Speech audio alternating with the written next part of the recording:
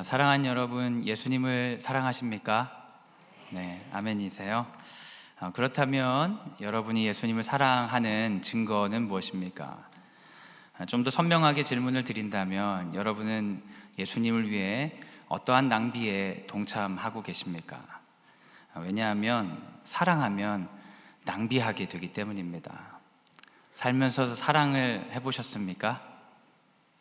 네, 해보셨으리라 생각이 됩니다. 제가 청년 시절에는 이렇게 남녀가 막 엄청 평등하고 이런 때는 아니어가지고 남자친구들, 여자친구들 이렇게 사귀면 여자친구 집에 남자친구들이 꼭 이렇게 바래다 줘야 되는 분위기였어요. 그래서 여자친구 집에 남자친구들이 이제 늦게까지 있다가 집에 바래다 주고 문 앞에서도 헤어지기 싫어가지고 이야기를 막 하다가 이제 여자친구가 야 이러다 차 끊기겠다 그만 가라 그러면 알았어 하고 이제 가는 거죠. 그럼 시계를 보면 이제 차가 끊긴 거예요. 그럼 이 남자친구가 터덜터덜 걸어가지고 집에까지 가는 거예요. 다음날 아침부터 일찍 일어나서 만나가지고 그 얘기를 물어보는 거예요. 어제 집에 어떻게 갔어? 남자들이 허세가 있어가지고 그럼 얘기 안 하면 더 멋있을 텐데 꼭 얘기를 한단 말이에요. 나 어제 걸어갔어.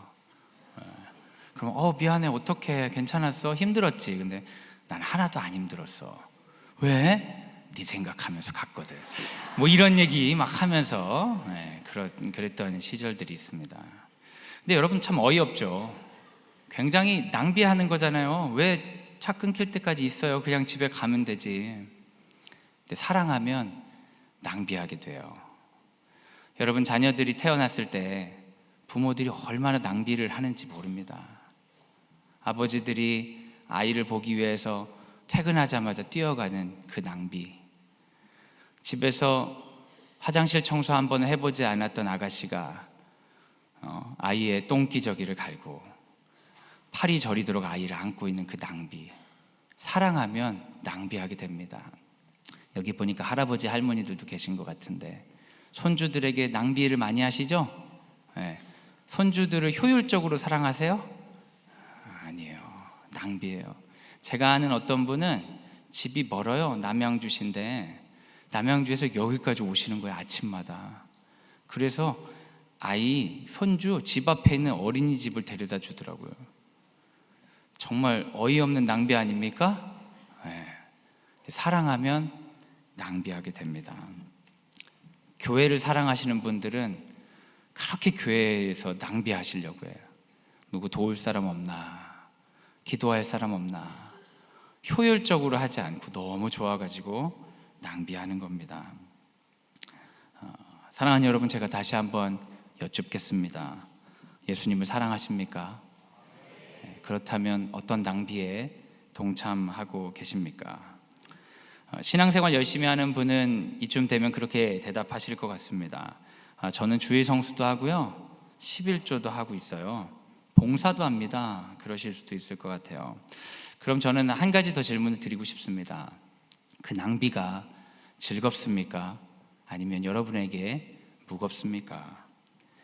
남자친구가 여자친구의 집에 데려다 줄 때 처음에는 너무 행복했는데 하다 보니까 하기 싫어지는 때가 와요. 근데 여자친구는 항상 먼저 가, 먼저 가, 항상 그냥 하는 말이거든요. 근데 어느 날 먼저 가 그랬더니 야 오늘 좀 바빠서 먼저 갈게 하고 진짜 가버리는 거예요. 다음부터는 잘 안 바래다 주려고 그래요. 너는 발이 없니? 응? 너 혼자 가도 괜찮아. 그래서 안 바래다 주려고 해요. 그래서 여자친구가 화가 나서 얘기하는 거예요. 너 마음이 변한 것 같다. 앞으로 무조건 우리 집까지 데려다 줘야 돼. 안 그러면 헤어질 거야. 억지로 이제 데려다 주는 거죠. 처음에 기뻐서 데려다 줄 때랑 두 번째 억지로 데려다 줄 때랑 남들이 보면 똑같이 낭비하는 건데 두 번째는 마음가짐이 좀 달라요. 억울하고 화가 나고 내가 얼마나 열심히 했는데 보상 심리가 올라오는 것이죠. 그러다가 차라도 끊기면 전에는 여자친구 생각하면서 행복하게 갔는데 이제는 욕하면서 갑니다. 내가 걸어가는 거 지나 알긴 해서 집에서 그냥 잠이나 자고 막. 이거는 낭비는 낭비인데 억울한 것, 억압이라고 할 수 있죠. 사랑하는 여러분, 낭비하고 억압이 비슷합니다. 그런데 큰 차이가 있어요. 그것은 사랑으로 인한 낭비는 기쁨과 감동이 있습니다. 반면 억압은 모양은 같지만 지겹고 좀 억울합니다. 여러분, 하나님을 사랑하신다면 그분을 위한 우리의 삶을 점검해야 합니다. 기쁨과 감동을 동반한 그 낭비, 그것을 저는 거룩한 낭비라고 부르려고 합니다. 이 시간 거룩한 낭비가 우리 안에 살아있는지, 그런 모양은 있지만 나의 마음이 어떠한지 돌아보기를 원합니다. 오늘 저는 하나님의 사랑으로 인해 거룩한 낭비에 동참했던 한 여인의 이야기를 여러분과 나누려고 합니다. 말씀을 통해 하나님을 깊이 사랑하고 거룩한 낭비에 동참하는 우리가 되길 예수님의 이름으로 소원합니다. 한번 따라 하시죠. 낭비는 사랑에서 나온다. 오늘 본문은 누가복음 7장 36절부터 시작되는 단락인데요. 7장 36절 한번 읽겠습니다. 시작. 한 바리새인이 예수께 자기와 함께 잡수시기를 청하니 이에 바리새인의 집에 들어가 앉으셨을 때에. 아멘. 한 바리새인이 예수님을 식사에 초대해요. 근데 바리새인은 당시에 상당히 위치가 있는 종교인이고 예수님은 별로 유명하지 않은 변방 사람이에요. 그러니까 바리새인이 예수님을 초청한다는 것은 이 사람이 굉장히 예수님께 아량을 베풀어 줬다는 상황입니다. 그리고 관용을 베풀어 준 거예요. 당시 바리새인들은 예수님을 무시했기 때문이죠. 아마 이 사람은 자신이 예수님을 초청했기 때문에, 식사하자고 불렀기 때문에 매우 칭찬하실 거라고 기대했을 거예요. 나 정도면 나의 위치에서 할 것을 다 했다, 이렇게 생각할 것입니다. 그런데 갑자기 불청객이 찾아옵니다. 우리 37절과 38절 한번 읽겠습니다. 시작. 그 동네에 죄를 지은 한 여자가 있어 예수께서 바리새인의 집에 앉아 계심을 알고 향유 담은 옥합을 가지고 와서 예수의 뒤로 그 발 곁에 서서 울며 눈물로 그 발을 적시고 자기 머리털로 닦고 그 발에 입 맞추고 향유를 부으니. 아멘. 누군가가 갑자기 문을 열고 나타났는데 이 사람이 죄 많은 여인입니다. 사랑하는 여러분, 지금은 인구가 많은 때라 누가 나타나도 저 사람을 봤던가 누군가 싶지만 그 옛날에는 동네에 누군지 다 아는 거예요. 이 여인이 딱 나타났을 때 죄 많은 여인이라고 하면 동네 사람들이 다 아는 죄인입니다. 근데 분명한 건 강력범은 아니겠죠. 강력범은 돌아다니면 안 되잖아요. 여러분, 죄 지은 사람이 대충 두 가지 종류가 있어요. 하나는 힘이 많아서 죄를 짓는 사람들이 있고요, 하나는 힘이 없어서 죄를 짓는 사람이 있어요. 이 여인은 어떤 사람일 것 같습니까? 돌아다녀도 전혀 위협이 되지 않는 힘없는 사람입니다. 여러분, 빅토르 위고의 소설 레미제라블에 나오는 팡틴이라는 여자를 아십니까? 이 팡틴은 그냥 젊은 여자예요. 별로 나쁘지 않은. 근데 이 사람이 사랑에 빠져서 부잣집 도련님의 아이를 임신하게 됩니다. 근데 이 부잣집 도련님이 나쁜 사람이에요. 아이를 임신하고 이런 것들을 알면서도 이 여인을 버리고 도망갑니다. 이 팡틴이 안타깝게 이 아이를 키우기 위해서 갖은 고생을 하는 장면이 나와요. 이 사람이 나쁜 사람이 아니거든요. 근데 이 아이를 키우기 위해서 너무나 아름다웠던 자신의 머릿결도 잘라 팔고 귀한 이빨도 뽑아서 팔고 결국에는 성매매를 하는 여성이 되고 맙니다. 사람들이 그녀를 비난하고 죄 많은 여인이라고 이야기하지만 그 소설을 읽어보면서 그 여인이 단 한 번도 죄를 짓기 위해서 애를 쓴 적이 없다는 것을 알게 돼요. 자기 욕심을 충족하기 위해서 애를 쓰지 않았는데 힘이 없고 가난하기 때문에 죄를 짓게 되는 경우가 있습니다. 저는 이 성경을 보면 이 여인이 힘없고 약한 죄인이 아닌가 싶습니다. 죄가 누적되어, 어려움이 누적되어 동네에서 유명한 죄인이 되어버린 사람, 그런 여인이 갑자기 문 앞에 나타난 것이죠. 그런데 그 여인이 하는 행동이 더 부담스럽습니다. 문을 열자마자 그 여인이 울기 시작합니다. 여러분, 여자분들이 울면요, 남자들은 굉장히 부담스러워요. 예수님하고 바리새인 밥을 먹고 있는데 문 열고 여자가 우는 거예요. 얼마나 어색하겠어요? 그런데 이 여인이 울다가 갑자기 예수님의 발에 얼굴을 드밀고 눈물로 예수님 발을 막 닦는 거예요. 그리고 머릿결로 예수님 발을 닦는 거예요. 그리고 뭔가 하나를 꺼내는데 그게 그 귀한 향유입니다. 향유는 결혼할 때 혹은 장례 치를 때 쓰는 아주 비싼 거예요. 보나마나 가난한 사람, 삶이 고통스러워서 죄를 지은 여인일 텐데 그 여인에게 향유는 대단히 중요한 것일 것이 분명합니다.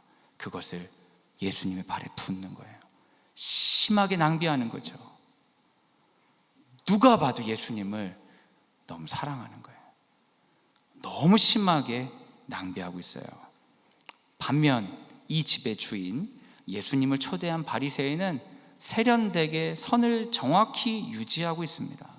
실제로 바리새인은 그 당시 손님에게 대접해야 되는 가장 기본적인 것도 예수님께 하지 않았어요. 우리 44절부터 46절 같이 한번 읽겠습니다. 시작. 그 여자를 돌아보시며 시몬에게 이르시되 이 여자를 보느냐? 내가 내 집에 들어올 때 너는 내게 발 씻을 물도 주지 아니하였으되 그 머리털로 닦았으며 너는 내게 입 맞추지 아니하였으되 그는 내가 들어올 때로부터 내 발에 입 맞추기를 그치지 아니하였으며 너는 내 머리에 감람유도 붓지 아니하였으되 그는 향유를 내 발에 부었느니라. 아멘. 바리새인은 그 집에서 멋지게 선을 지키고 있습니다. 조금도 낭비하지 않아요. 그런데 그 여인은 엄청 낭비합니다. 사랑하기 때문이에요. 사랑하는 여러분, 하나님을 사랑한다는 것은 하나님 때문에 낭비하는 것입니다. 적당히 손해보지 않을 정도로 하는 것이 아닙니다. 세상은 손해보지 않으면 지혜롭다고 말하지만 하나님은 거룩한 낭비에 동참하는 것을 기뻐하십니다. 우리 교회도 수많은 성도들의 거룩한 낭비가 누적되어서 여기에 있는 것이고, 제가 다니고 있는 학교도 수많은 성도들의 기도와 헌금, 수많은 선생님들과 학생들, 학부모들의 눈물 어린 시간들이 누적되어서 그 거룩한 낭비로 이곳에 있습니다. 효율적으로 손해보지 않으려면서 주님 곁에 앉아 있을 수는 있겠지만 주님의 시선은 그런 사람들에게 없습니다. 저는 얼마 전에 우리 학교에서 있었던 거룩한 낭비에 동참한 일을 여러분과 좀 나누려고 합니다. 올해 있었던 일인데요, 파주에 있는 한국 학교 하나하고 영국에 있는 학교 하나하고 태국에 있는 학교하고 연합을 해서 우리나라에서 행사를 하나 있습니다. 그 행사는 뭐냐면 한국 전쟁에 참여했던 참전국들의 학생들을 모아다가 역사 교육을 하는 프로그램이에요. 그것이 한국에서 이루어졌습니다. 그래서 한국에 있는 한 학교, 파주에 있는 학교 하나를 고등학교를 지정하고 영국 학교, 태국 학교 이렇게 해서 여기서 진행을 했어요. 그런데 참으로 유감스럽게도 이 영국 학생들이 온다고 하니까 한국 학생들이 홈스테이를 하는 게 막 경쟁이 될 정도로 서로 환영을 한 거예요. 그게 좋은 일인데 참으로 유감스럽게도 영국 학생들은 다 좋아했는데 태국 학생들은 아무도 홈스테이를 안 하겠다는 거예요. 영국 학생 데리고 하루 재우면 영어 실력도 늘 수도 있고 여러 가지 좋은 점이 많다고 여겨졌는지는 모르겠지만 영국 학생들은 받겠다는 사람이 많은데 태국 학생들은 받겠다는 집이 없는 거예요. 그래서 주최 측이 태국 학생들은 우리 여기 파주 예전의 영어마을, 지금 경기교육원이죠, 거기서 그냥 단체로 기숙사 생활을 하면서 이 프로그램을 진행하기로 결정이 되었다는 거예요. 참 안타까운 일이 아닐 수 없죠. 그런데 이 주최 측이 어떻게 광성 드림학교를 알아가지고 연락을 한 거예요. 우리 고등학생들은 그 행사에 참여하지 않거든요. 근데 우리 학교가 좋은 학교인 걸 알았나 봐요. 학부모들이 좋다고 소문이 났나 봐요. 그런 거를 요청한 거예요. 혹시 태국 학생들 홈스테이를 좀 해줄 수 있겠냐. 근데 여러분 이거 생각해 보면은 좀 우리 학교를 이용해 먹는 거잖아요. 우리는 그 행사에 참여도 안 하는데 애들만 재워달라는 거예요. 그리고 걔네들은 영국 학생들 홈스테이를 다 하고. 근데 어떻게 보면 참 기분 나쁠 수 있는데 교장 선생님께서 학부모님들 앞에 나가서 얘기하셨어요. 하나님은 나그네를 섬기는 걸 기뻐하시고 예수님을 섬기는 것을 우리의 사명으로 이야기하셨습니다. 이건 너무나 좋은 기회입니다. 이걸 하게 되면 복을 받을 것입니다. 그러나 우리가 꼭 해야 될 필요는 없습니다. 마음대로 하십시오. 이렇게 얘기를 하셨어요. 근데 이건 하라는 거예요? 하지 말라는 거예요? 저 잘 모르겠어요. 근데 이걸 어떻게 들으셨는지 우리 학부모님들이 아무런 이익도 없는데 그냥 자기 돈 쓰고 하는 홈스테이입니다. 여러분이 우리 집에서 홈스테이를 하겠다, 우리 집에서 홈스테이를 하겠다, 이렇게 자원을 하셨어요. 그래서 태국 학생들이 우리 학교 행사도 아닌데 다른 데 행사를 하는데 우리 학교 학부모님과 우리 학생들과 같이 이렇게 머무는 시간들이 생기게 되었습니다. 그래서 이 학생들을 봐줬는데 이 학생들과의 만남이 어색했겠어요? 화기애애했을 것 같아요. 화기애애했을 것 같아요. 외국인을 많이 안 만나보신 것 같아요. 어색하죠. 너무 어색해요. 잘 모르는 사람들과 말도 안 통하는데 어색했대요. 근데 어쨌든 그 아이들을 잘 준비시켜서 그 연합행사 프로그램에 보낸 거예요. 보내고 저녁판에 그 아이들이 돌아오는 걸 맞이해서 데려갔는데 이 태국 아이들이 모두 다 표정이 안 좋다는 거예요. 어떤 아이들은 막 울기 시작했대.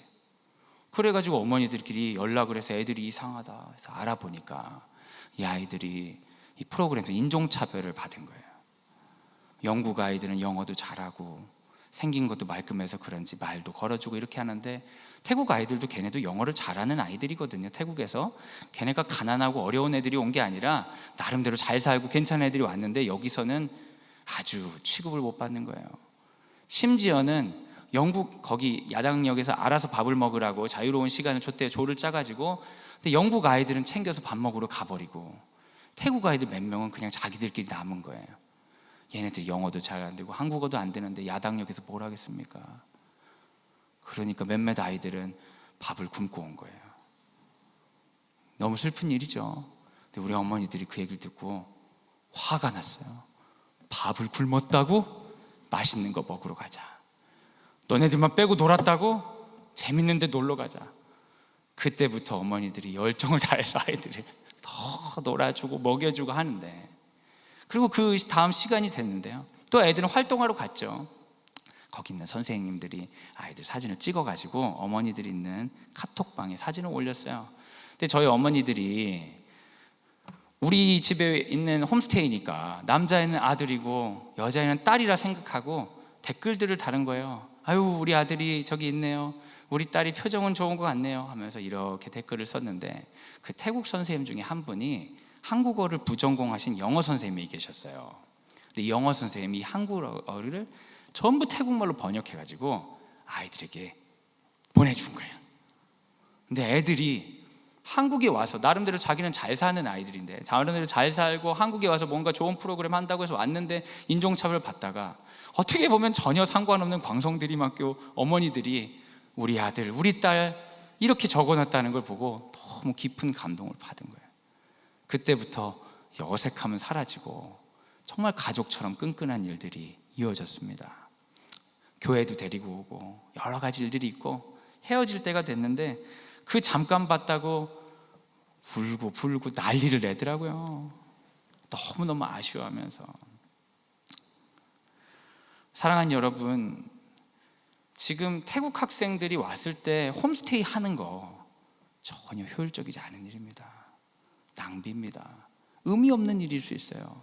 그런데 우리 부모님들이 예수님 사랑하는 마음으로 그 낭비에 동참하고 나서 뭐라고 고백하셨는지 압니까? 이걸 하게 된 것이 복입니다.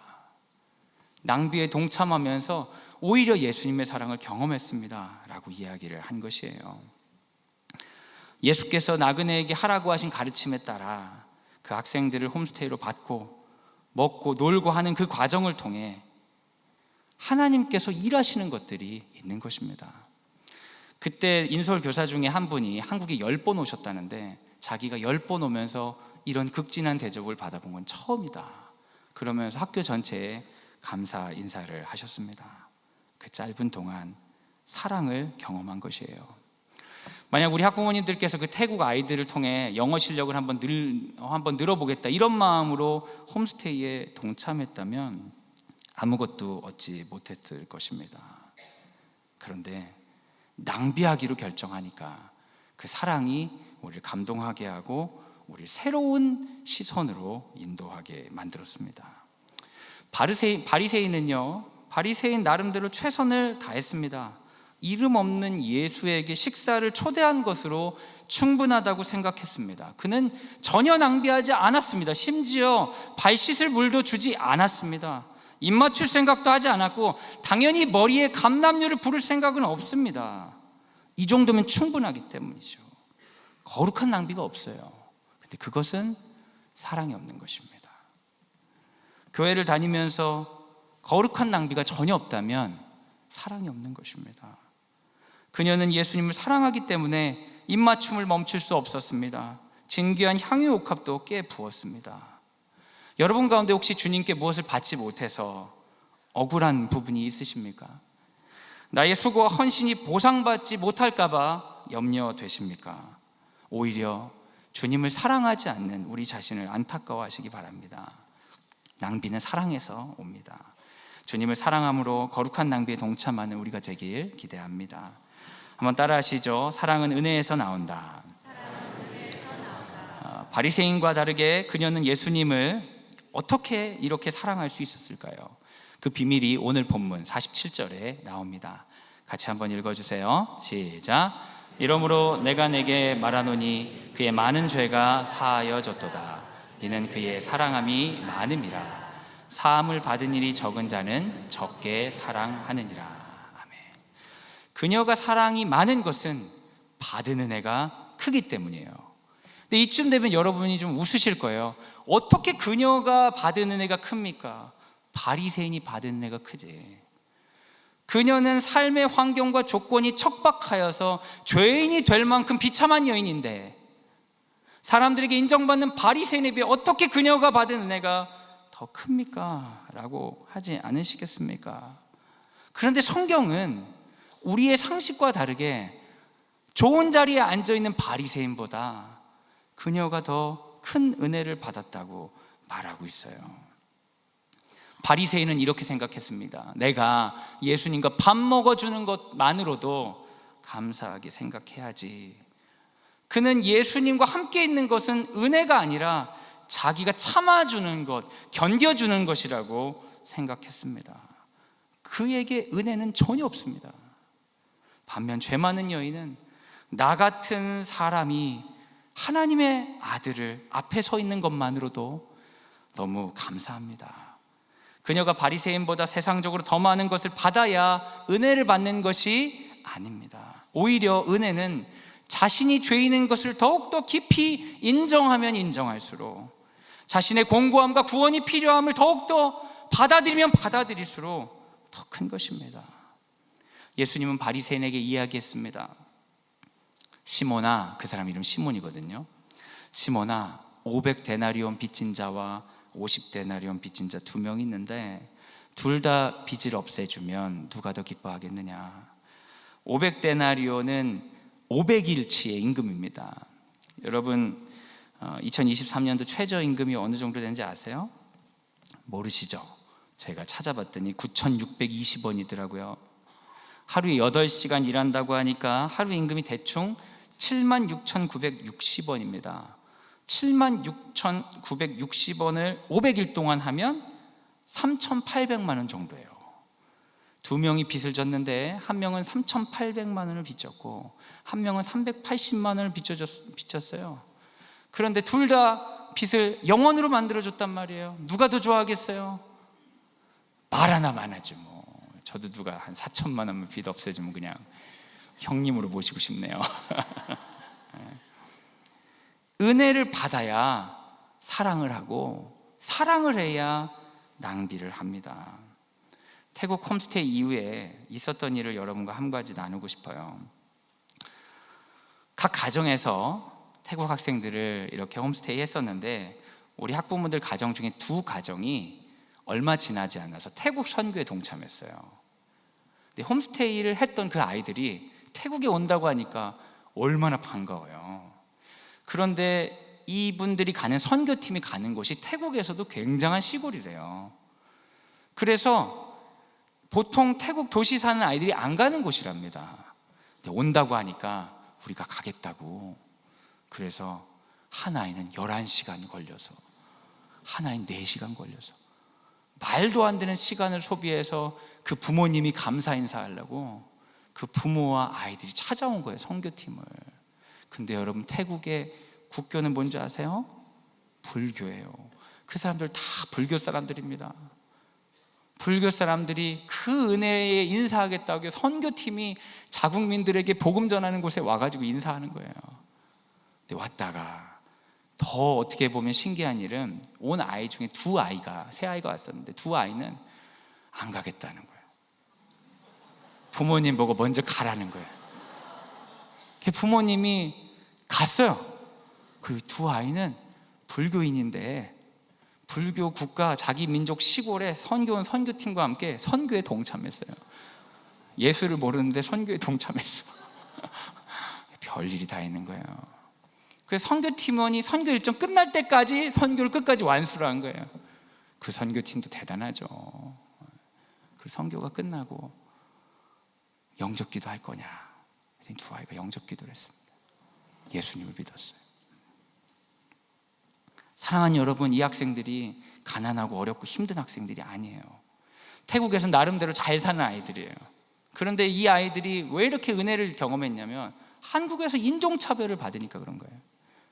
내가 여기서 아무것도 아니구나, 존귀하지 않구나, 이렇게 내가 정말 비참하구나 느낄 때 우리 학부모님들이 예수님의 사랑으로, 아니야, 하나님은 널 사랑하신다, 예수님이 널 사랑하신다, 하나님의 사랑을 느끼게 해주니까 이 차이 때문에, 이 은혜의 차이 때문에 예수를 믿게 된 거예요.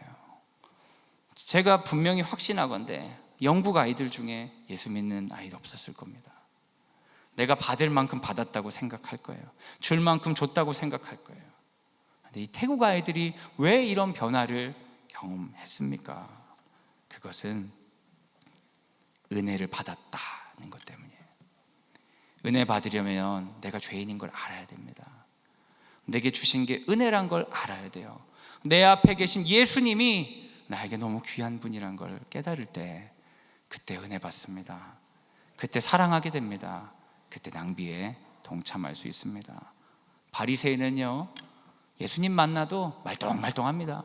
눈물 한 방울 안 나오죠. 감사가 없습니다. 그런데 이 죄 많은 여인의 눈에는 눈물이 마르지 않습니다. 여러분, 예수님을 사랑하십니까?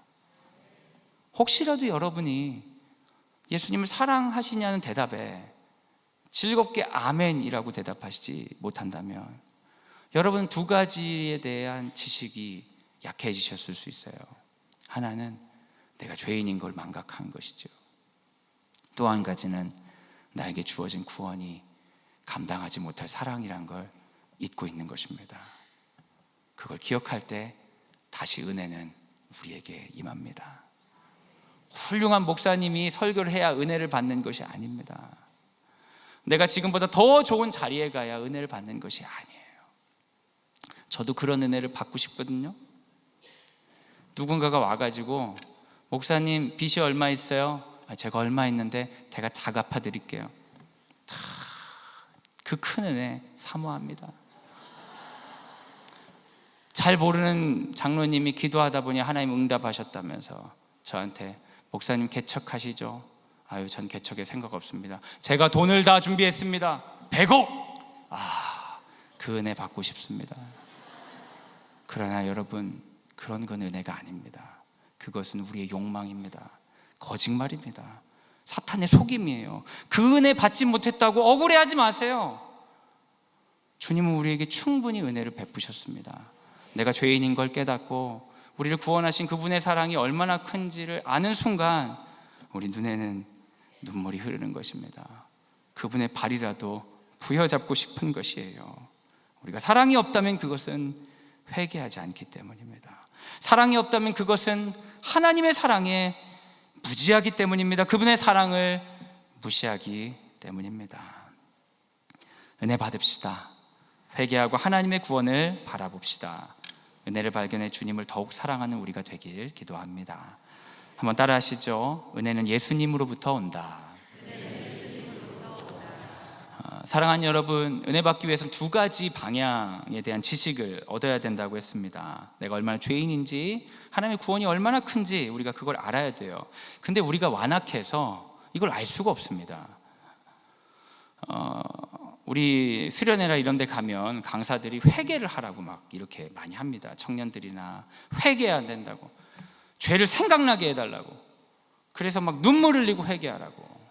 어떤 목사님이 그런 얘기를 하더라고요. 자기가, 아버지가 목사님인데 청소년부 수련회 가가지고 하도 눈물을 흘리고 회개하라고 하니까 너무 눈물 없는 자기 자신이 너무 싫더라는 거예요. 안 울면 큰일 날 것 같은 거예요. 그래서 울기 위해서 멀쩡히 살아계신 어머니가 돌아가셨다는 생각을 했대요. 그 엄마가 돌아가셨다는 생각하니까 갑자기 눈물이 나죠. 엄마.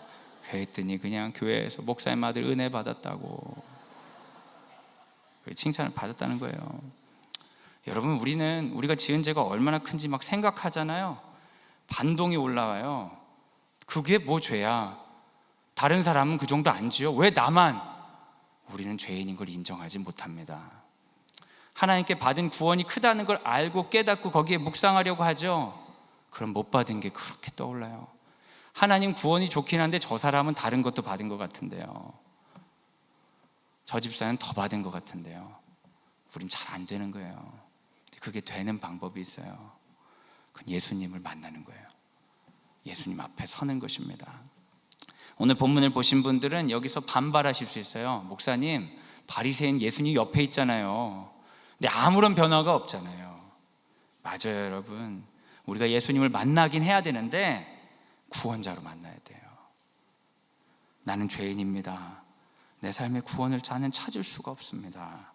이런 고백 가운데 예수님을 만나면 그때 은혜가 임합니다. 그때 사랑이 샘솟습니다. 그때 낭비에 동참합니다.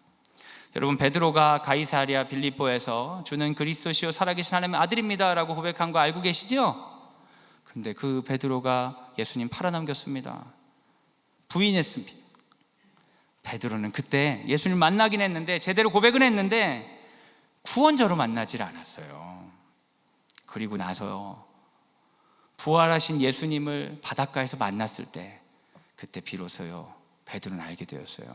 내가 죄인이구나. 저분의 구원이 진짜구나.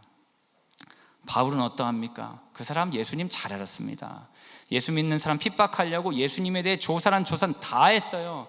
모르는 게 없었다고요. 그런데 변화되지 않았지요. 다메섹 도상에서 예수를 핍박했던 자기가, 의로운 줄 알았던 자기가 죄인인 걸 깨달았습니다. 그럼에도 불구하고 나에게 이방인의 선교사로 불러주신 그 하나님의 은혜를 알게 되었어요. 그때 변화가 있습니다. 죄 많은 여인은 예수님을 통해 구원받았습니다. 우리 50절을 같이 한번 읽겠습니다. 시작. 예수께서 여자에게 이르시되 내 믿음이 너를 구원하였으니 평안히 가라 하시니라. 아멘. 결국 예수님을 구원자로 만나야 합니다. 그리고 그 거룩한 낭비에 동참할 때 하나님은 이것을 통해 이 땅 가운데 예상하지 못한 놀라운 일들을 일으키십니다. 한국전쟁이 터질 당시 16살 된 한 남학생이 있었어요. 이 남학생이 먹을 게 없으니까 미군 부대를 돌아다니면서 초콜릿을 얻어 먹었거든요. 근데 이 남학생이 머리가 좋은 거예요. 머리가 좋고 영어를 곧잘 하는 걸 보고 거기에 있었던 군인 중에 칼 파워스라는 사람이 너 미국 가서 공부할래? 물어본 거예요. 그래서 내가 너 공부시켜 줄게. 그래서 미국에 가서 이 사람이, 결혼도 안 한 사람이에요. 결혼도 하는 총각 군인이 이 사람을 전적으로 투자합니다.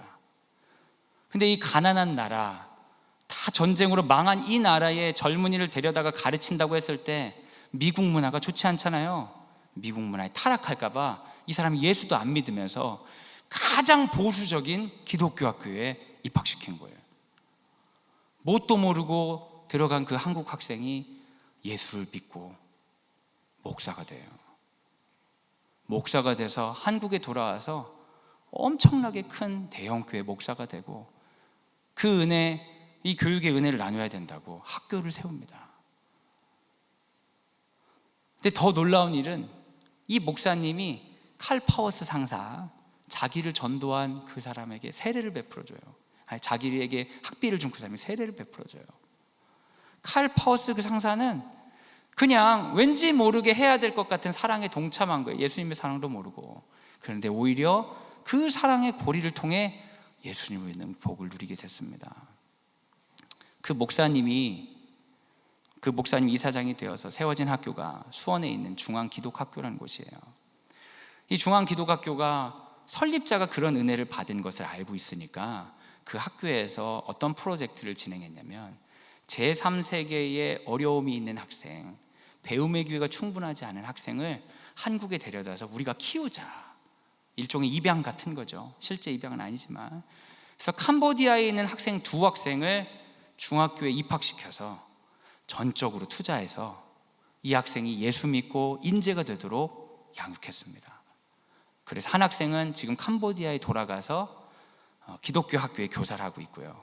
한 학교는 이대 박사과정에 들어갔어요. 이 학생은 박사 학위를 받으면 캄보디아의 대학의 사회복지 교수로 되기로 예정되어 있습니다. 이 학생은 캄보디아에 내빈이 오면 전문 통역인으로 일을 한다고 그래요. 그 나라에 배움의 기회가 없는 그 학생을 한국에서 받은 사랑의 낭비를 이어가자는 마음에서 이런 일을 했던 거예요. 그런데 지금 그 학교에서는 일이 끊어졌습니다. 그런데 여러분 잘 아실지 모르겠지만 그 중앙기독학교 교장 선생님 하셨던 분이 광성드림학교 교장 선생님 오셨어요. 모르셨죠? 네, 모르시죠, 당연히. 알려드린 적이 없으니까. 근데 우리 교장 선생님께서 그 은혜를 기억하고 있잖아요. 그 은혜를 기억하고 우리 광성드림학교랑 거룩한 빛 광성교회를 보면서 저 학교는 끊어졌지만 여기서는 할 수 있겠다. 그리고 우리 학부모님들이 홈스테이를 하면서 기뻐하시는 걸 보고, 그걸 통해 예수 믿는 학생들이 생기는 걸 보고, 제가 하나 또 말씀 안 드렸는데, 한 학생은 또 전화가 왔어요. 그 홈스테이 하는 한 학생 전화 와서 저도 예수 믿겠다고. 그런 일들이 있었어요. 우리 학교에 하면 되겠다 그러면서 이걸 추진하자고 회의하고 교직원들에게 밝혔어요. 그럼 우리 교직원들이 그 얘기를 듣고 부담스러워, 왜 그러세요, 좀 적당히 좀 하세요, 그랬을까요? 우리 선생님들이 눈물을 흘리며 내가 이런 학교에 있을 수 있게 너무 감사하다, 적극적으로 동참하겠다, 그런 얘기를 하셨어요. 그리고 이걸 학부모들에게 얘기하고 우리 목사님께 말씀드리고 교회에 당회에 말씀드리고, 이런 과정들을 우리가 겪어오고 있습니다. 지난 명절에는 우리 교장 선생님과 이사장님 그리고 처장님께서 인재 양성 프로젝트의 실제 아이들 만나기 위해서 스리랑카에 가셨어요. 명절 내내 스리랑카에서 새 아이를 면담하고 그 가정을 찾아보는 그런 일들이 있었습니다. 아직 선정되지는 않았어요. 이 아이 중에 한 명이 결정되면 내년에 한 학생은 광성드림학교 중학교 1학년으로 다니게 될 것입니다. 우리는 그 학생이 고등학생이 되고 대학생이 되고 예수를 믿고 스리랑카 돌아가 그 민족을 위한 인재로 선교사로 거듭나길 기도하며 준비하려고 합니다. 거룩한 낭비를 시작하려고 합니다. 여러분, 이 얘기를 듣는데 마음에 좀 동참하고 싶은 생각이 들지 않으세요? 그 기쁨을 나도 누리고 싶지 않으세요? 이 사랑의 낭비에, 생명력 있는 낭비에 나도 하고 싶습니다, 그런 마음이 들지 않으세요? 걱정 마세요. 그래서 후원회를 만들려고 그래요. 그런 분들이 있을까봐 이 좋은 거 우리끼리는 안 합니다. 우리 교회랑 같이 할 거예요. 교회가 주가 돼서 할 수 있죠. 후원회를 만들려고 해요. 그 학생의 홈스테이를 해주실 수 있습니다. 아이의 1년을, 3년을 혹은 5년을, 6년을 함께하는 가족이 되어주실 수 있습니다. 그 아이를 위한 재정 후원을 하실 수 있습니다. 기도 후원을 하실 수 있습니다. 아마 저희가 준비되는 그 시점에 이런 콜링을 할 때 성령께서 이 거룩한 낭비, 이거 내 거다, 내가 빼앗기지 않겠다, 그런 마음 주시는 분들은 꼭 동참하시길 부탁드립니다. 사랑하는 여러분, 혹시라도 저는 예수님이 아직 그런 사랑을 주지 않아서 어떻게 해야 될지 모르겠어요, 그런 마음이 드시는 분이 있다면 기뻐하십시오. 잘 몰라도 동참하면 복 받습니다. 그 칼 파워스 상사가 예수도 안 믿고 뭔지도 모르고 그냥 이 학생 그냥 두면 안 되겠다 해서, 이분은 결혼도 안 했어요. 평생 독신을 사셨어요. 자손도 없어요. 이분 장례식에 상주가 그 목사님이 했어요. 그냥 혼자 사신 분, 못 모르고 했는데 예수 믿는 복을 누렸잖아요.